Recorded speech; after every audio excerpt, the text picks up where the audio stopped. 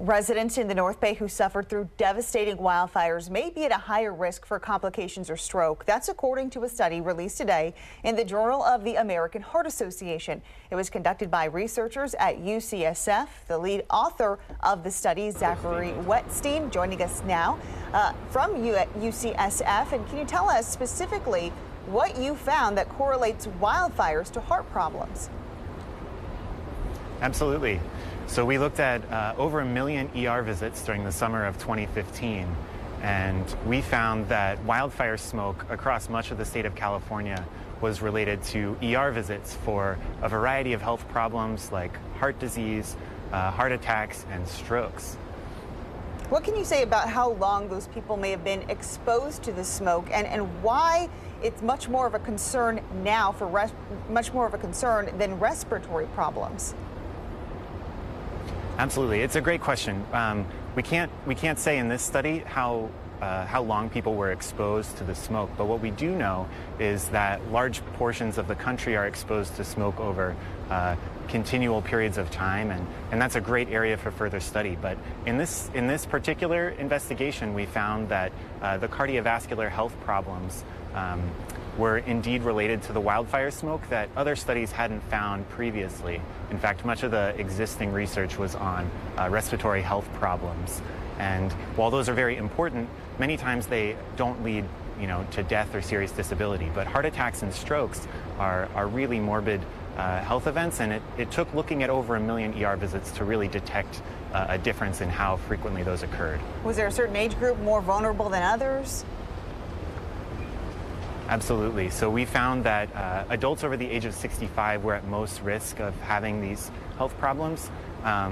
The increased risk of having a stroke was something like 25%, and for a heart attack, around 42%. And those effects were strongest, absolutely, in the group over the age of 65, probably because they have a lot of underlying health problems that put them at risk, something like diabetes or high blood pressure. Can make that more likely. Yeah, and it's really a concern not only because the study looked at the 2015 fires, but also because of the fires we had in October in the North Bay and in Santa Rosa as well, Sonoma County, Napa County, everywhere. So, I mean, do people have an option? Should they leave? Should they wear those particulate filter masks? I think that's a really great question.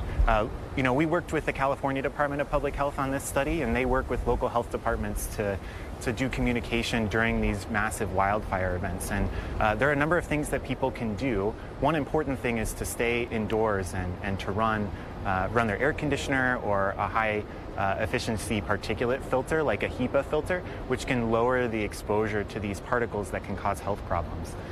Another thing that people have been doing is wearing N95 masks, which are respirator masks. They can be helpful, but it's important that they're fit properly so that you don't think you're protected and go outside in the smoke and actually you're getting a lung full of particulate. Yeah, absolutely. What about any plans in the future to create or to do more studies to try and make sure this is effective or make some more correlations here between smoke and cardiovascular disease? Absolutely. There's definitely more work to be done. One thing that we could do would be to look over a number of different wildfire seasons because, as you mentioned before, they change. This past year up in the North Bay was really similar to 2015. And when people get exposed over a long period of time, we need to be able to identify if those if they're at more risk for a health problem down the road. Okay, Zachary Wettstein, we appreciate your time. Thank you so much for letting us in on this information you have in this study from the American Heart Association. We appreciate it.